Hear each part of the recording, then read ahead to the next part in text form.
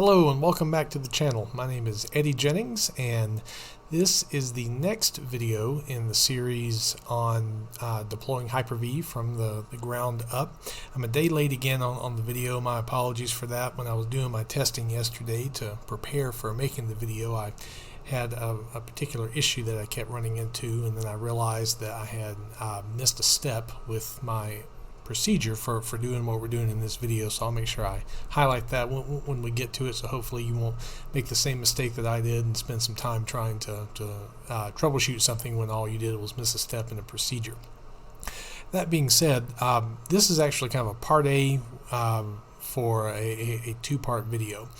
What we're going to do is configure our Hyper-V host and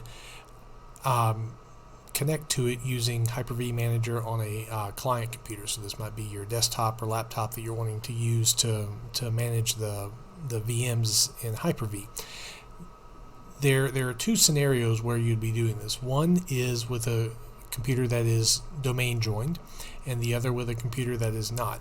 This video is going to focus on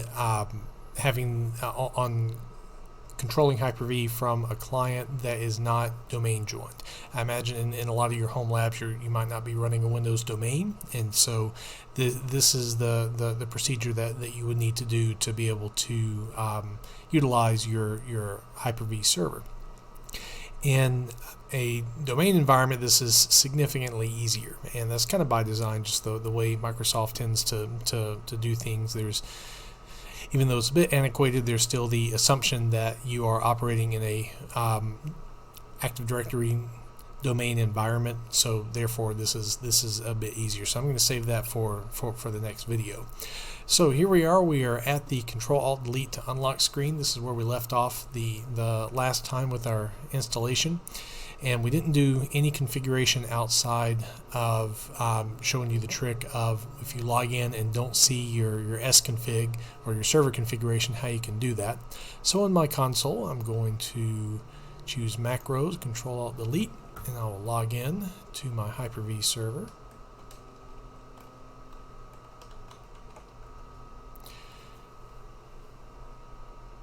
And in just a moment we'll have the server configuration menu come up.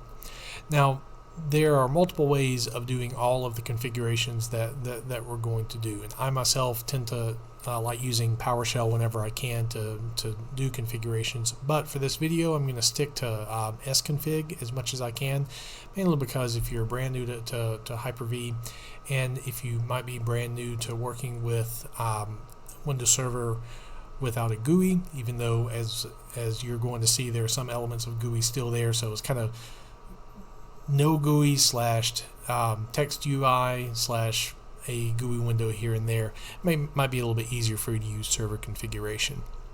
So the first thing we're going to do is set the host name. To do that, we are going to choose option 2 in the sconfig. It'll ask us for a new computer name, and we're going to name this Hyper-V host. It will then prompt you to restart, and you're going to click yes. Unfortunately, in Windows systems, in order to change the host name, you have to restart the machine. It's not true in the Linux world, but that's the way it is in the Windows world.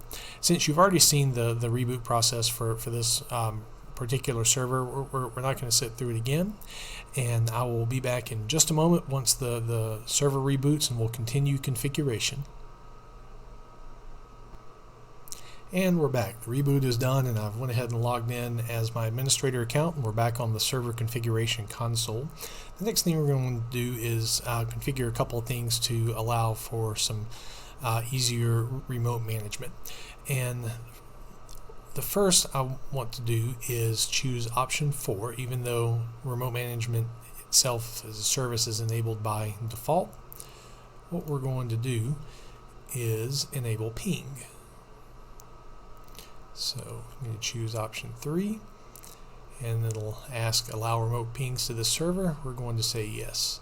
Now this is not required, but it kind of helps to be able to ping your server. So select OK, and I'm using the enter key to be able to press OK for all of these. Use option 4 to return to the main menu. Now, the next thing I'm going to configure is remote desktop, and you might wonder why would you do remote desktop for something that is not having a GUI? Because a lot of times we use remote desktop or RDP to be able to connect to a server and have the GUI and all that good stuff. Well, even though there is no official GUI here, if you were to connect to Hyper-V server, and this is also true for just any server core with remote desktop, what you're going to see is kind of like the console. So you'll have your command prompt, of which you can run sconfig and be able to see this. So it's kind of like it's not truly console access as what I have here using the iDRAC, but it's kind of like console over RDP, and I've found it useful, but it's not a required thing. But for this lab, we're going to do it anyway. So we're going to choose option 7, and we want to choose letter E to enable remote desktop. It's going to ask us about what type of authentication we want to use. Choose option 1, use network level authentication whenever you can. And it will enable remote desktop, and we'll get a little confirmation box there. And we're back to the server configuration.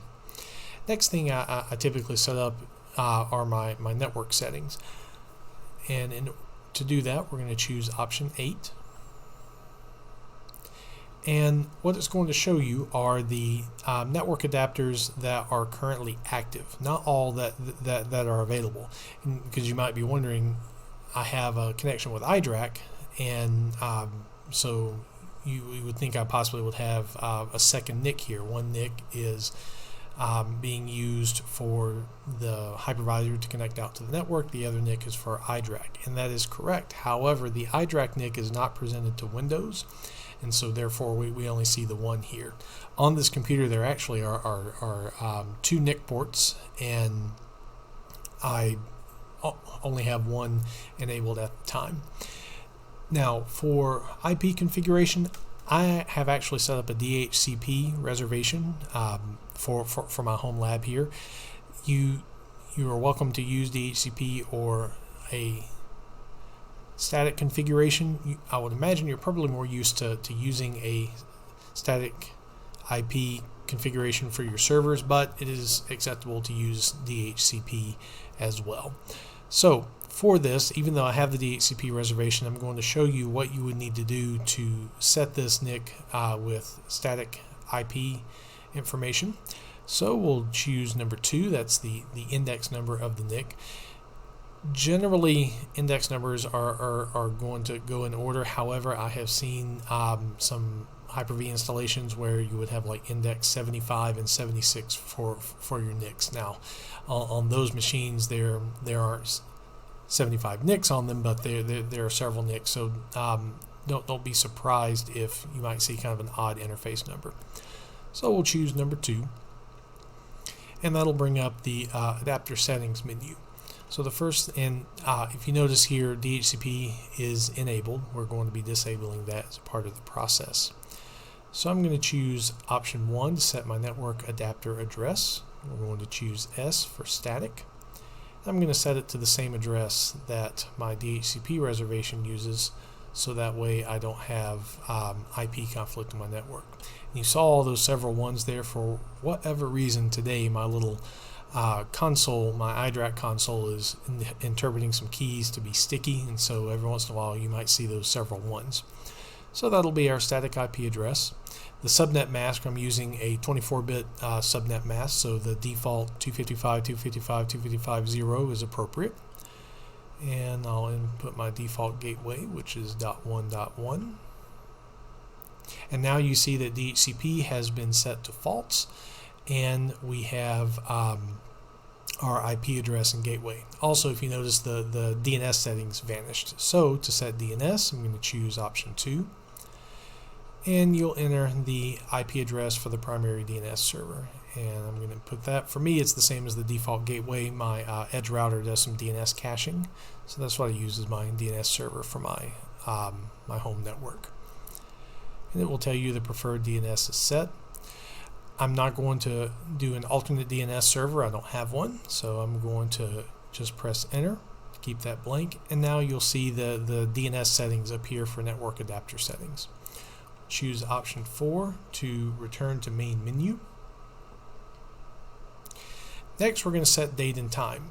And the reason for this, I'm on the East Coast, and when you get ISOs from Microsoft, they typically by default are set to Pacific time, which isn't the end of the world, especially if you're in the Pacific time zone. But for my lab, I tend to set stuff to the local time. So I'm going to press option 9 for date and time. And as I said before, there is no GUI, but there are some GUI elements, which is kind of strange. And for date and time, that's what comes up here. So I'm going to change my time zone. And then for this, I actually am using the mouse, even though you can do this via the keyboard if you want. Not Easter Island, I want Eastern Time. And if you want, you can set a different network time protocol server. For this example, I'm just going to keep this at time.windows.com, but often I use ntp.org and their servers for time, or if you want, you can use NIST, nist.gov for some of their servers as well. So I'll click OK, and that will set the time. The next thing I'm going to set is the extra disk. If you recall in the previous video, we only partitioned 50 gigabytes for the actual hypervisor, and I said that I wanted to set the actual data for the VMs to be on their own partition. And at this point, we're going to make that partition happen. So to do this, we're actually going to have to go out of server configuration. So I'm going to choose option 14 to exit to the command line. And for me, I like to use PowerShell as much as I can, so I'm going to type PowerShell. And it'll take just a moment on this particular server, but we will see the prompt change to PS. That's how you know that even though this is a command.exe window, seeing the PS there in the corner indicates that you are in a PowerShell prompt. Now I'm going to choose Get Disk.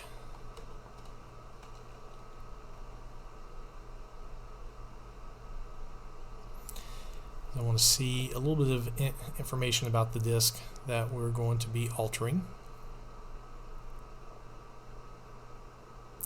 This might take just a moment on your system. And we see that we have two disks available. We have disk 0, which is the actual disk that we are using for all of our data, our hypervisor and such. And disk 1 is the flash drive. Another thing I'm going to do is get volume. It's going to show me the volumes that are available. So we have volume C and volume D. Our drive letter D is already being used. So it's going to be used by our USB stick. Had I taken out the USB stick after the installation process, that would go away. So what we're going to do is create a new partition.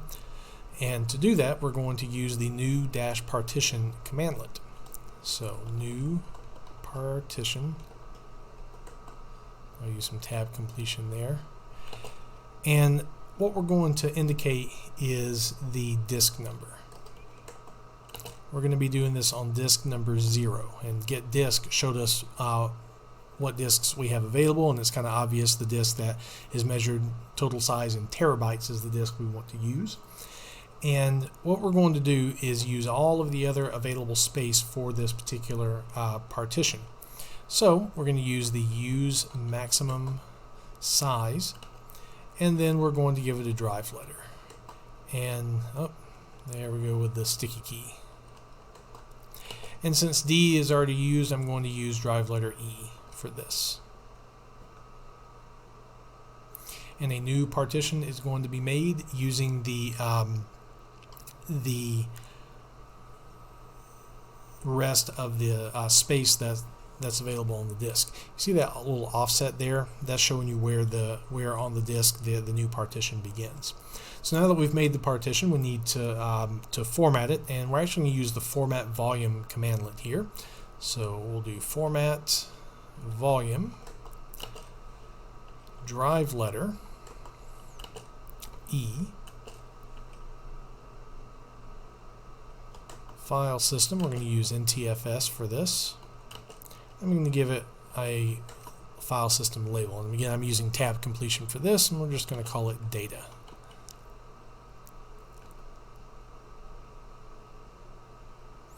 And in just a moment we will have a newly formatted volume. So now if we were to go back to get volume,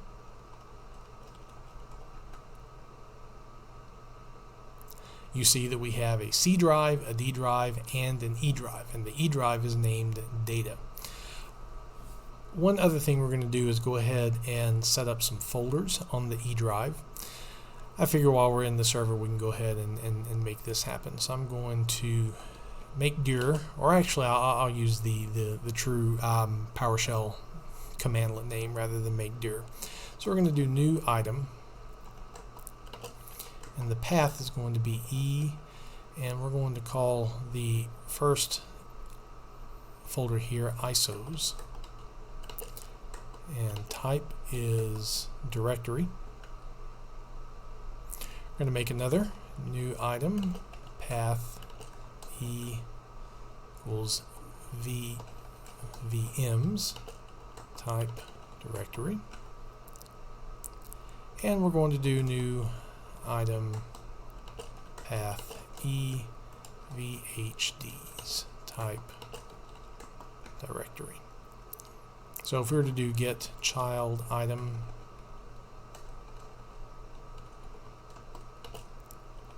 path E, we see we have 3 directories there: ISOs, VHDs, and VMs. Now at this point we're almost done configuring the server, but if you recall at the beginning of the video I talked about there are a couple other things or extra things that we have to do to make this work in a non-domain environment. So first we're going to make sure that PowerShell remoting is enabled. I believe it is enabled by default, but I just want to make 100% sure that it is enabled. So we're going to do enable PS remoting, and this might take just a moment.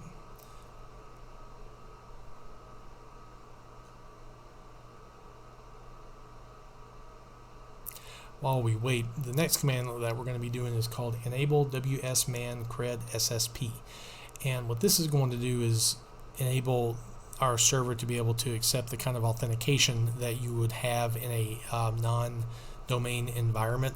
I'm not going to go into the details about the difference between this type of authentication versus the Kerberos kind that you have in a domain environment.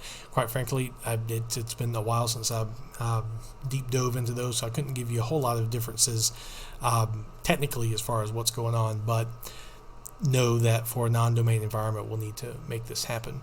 Also, for this part of the video, I'm referencing a TechNet article that I will link in the description, so you can learn a bit more about the commands and such that are being used. Since I do this infrequently, I don't have these commands memorized off the top of my head. So the enable PS remoting is complete. Now we're going to do enable wsman cred ssp role. There goes my sticky key again. Server. And it's going to give you a warning. For this warning, we're going to say yes. And you will see that cred SSP is now set to true. One other thing we're going to check is the WinRM service. We want to make sure that that is running. So get service name WinRM, and it is running. So at this point, configuration for the Hyper-V server is done as far as having it ready to connect or to be connected to from a client device. And we've also went ahead and set up the extra partition and created some some folders and such there that we'll be making use of. So in the next half of the video, I'm going to move to the client machine and show you what you need to do to configure it to be able to connect to Hyper-V. So we'll be back in just a moment. Alright, so for the next part, we are going to focus on working on the client and getting it connected to our Hyper-V host to be able to manage and create VMs. You might be wondering, this already looks like Hyper-V management and a VM running in it. And that is true. On my actual desktop, I am using Hyper-V. However, for this particular demonstration, I've actually spun up a VM of a fresh install of Windows 10 Enterprise. So, and this will work with Windows 10 Pro as well. So that way we have a fresh install to work with the demonstration. So again, I'm referencing a document from Microsoft, which I'm going to link in the description, but I'm going to add a couple of steps that I have found that makes this life, or not life, but this procedure a little bit easier, since there are extra hoops that have to be jumped through if we're connecting to Hyper-V in a non-Windows Active Directory domain environment. So the first thing we're going to do is alter the host file to where we can resolve Hyper-V hosts by name, and remember, our Hyper-V host by name. So there are several ways of doing this. I like to use PowerShell whenever I can. So I'm going to right click my start menu and run PowerShell as administrator. That's important, and actually all of the commandlets that we're going to be running have to be run within an elevated PowerShell session, so you'll always be running PowerShell as administrator for this. So what we're going to do is add an entry to the host file, and to do that we're going to do add content. Oh, got a little ahead of myself there. Add content path. Now if you're from the Linux world, you're used to seeing etc host. Unfortunately, in the Windows world, the host file is buried in a rather odd file path. So we're going to be adding content to C Windows System32 drivers etc hosts, and the value that we're going to be adding is 192.168.1.99 for the Hyper-V host in this demonstration, space, and then the actual host name.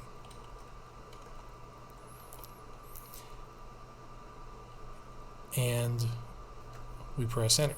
If you want to confirm that's there, there's a couple ways of doing it. One, you can do get content on that path,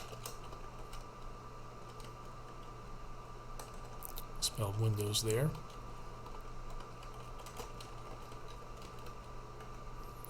And you'll see appended to the end of the document our host entry, and we can also now ping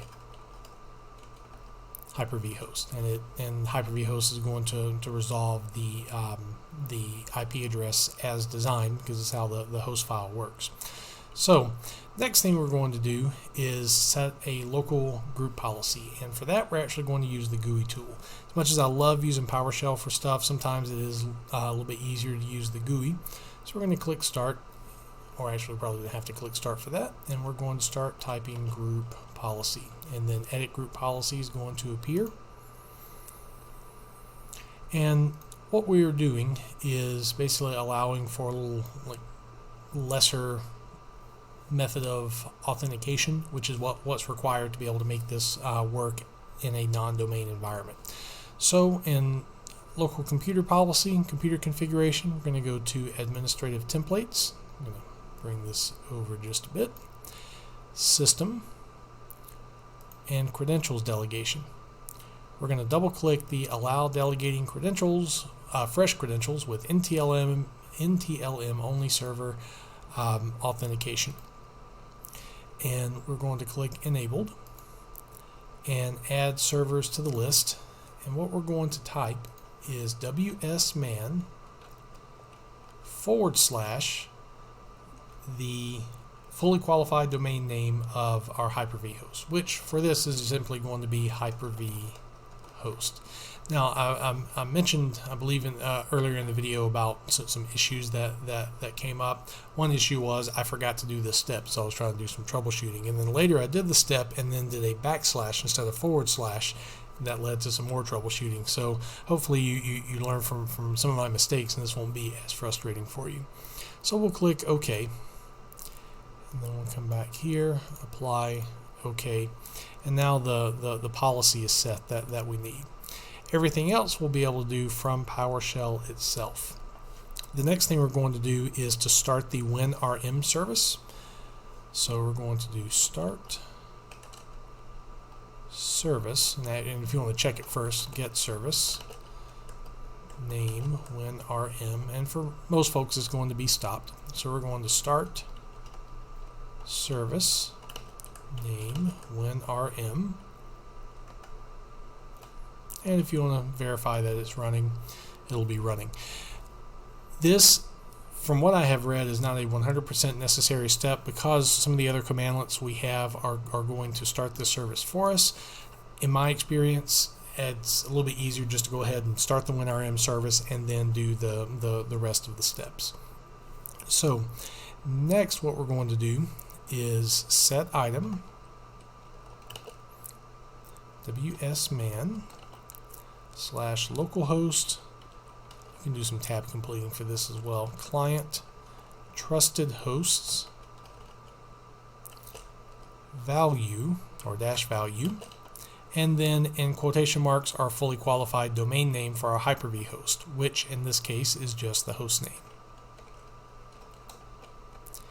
And you're going to get a warning saying that, or rather asking, are you sure you want to do this? This isn't. Basically, we're saying that we trust connections to this host always, and that can be a bit of a problem, just depending on how tight you want security to be with your host and your network. But for our lab environment, it'll work just fine for us. Then next, we're going to do enable.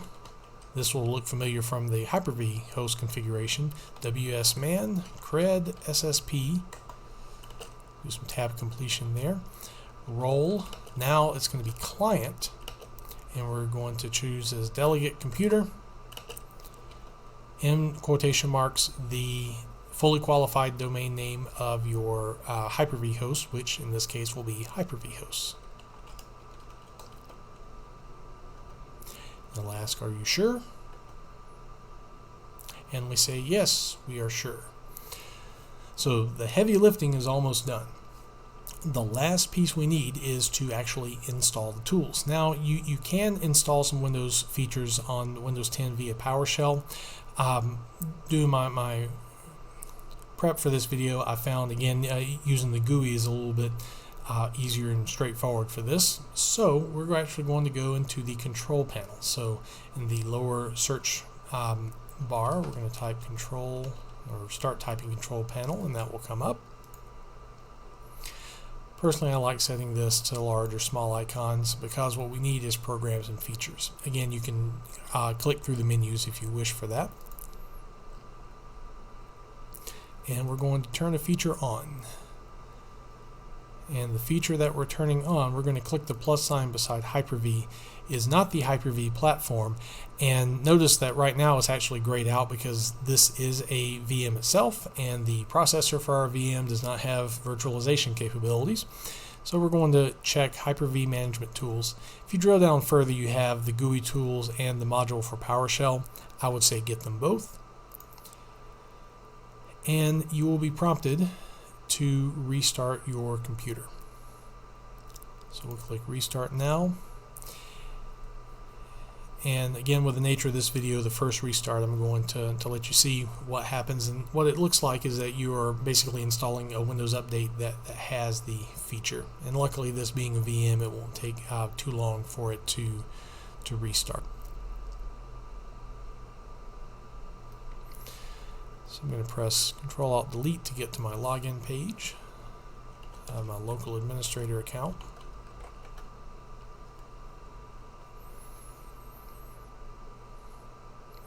Alright, so we've logged back in, and where you can find the Hyper-V Manager. If you were to go into your Start menu and you scroll down, you're going to look for Windows Administrative Tools, and there you will find the Hyper-V tools. So Hyper-V Manager and Hyper-V Quick Create. So we're going to click Hyper-V Manager. And next we're going to connect to a server. So you can either click Connect Server there. I tend to just right click the Hyper-V Manager and do this. We're not doing this on a local computer. We are going to be connecting to our remote Hyper-V host. So Hyper-V host. We're going to be connecting as a different user. And the reason being, since we're not on a domain, we're not using LDAP for user lookup and authentication and such. We have an actual account on the other server, which is the administrator account that we're going to be using for this. So we'll click Connect as another user, Set User.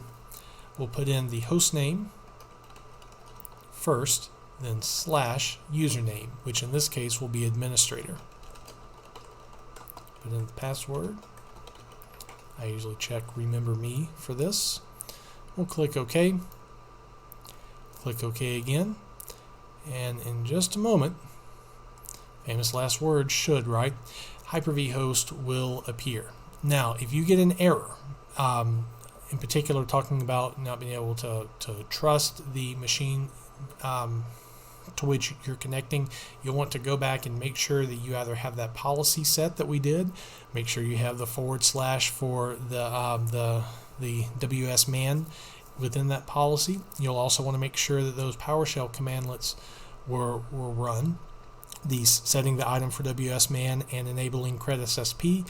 And lastly, you're going to want to be able to resolve the host name of your Hyper-V host, either through a DNS change or through editing your host file as we did here. So this is a logical stopping point, which will be the precursor to the next video, where I do the same thing but in a domain environment. And then the last video is going to get into actually making the virtual machines themselves. So I know this is a bit of a lengthy video, but there's a lot of details to cover, and especially doing this in the non-domain environment, there are some extra steps that have to happen. Thank you so much for watching. I hope you found that helpful. If you did, make sure you click like and like the video and subscribe to the channel. And also, if you know folks want to get into Hyper-V and need a little help, feel free to share this with them. The goal is to educate as many folks as possible that want to learn about Hyper-V. Thanks again for watching, and I'll see you the next time.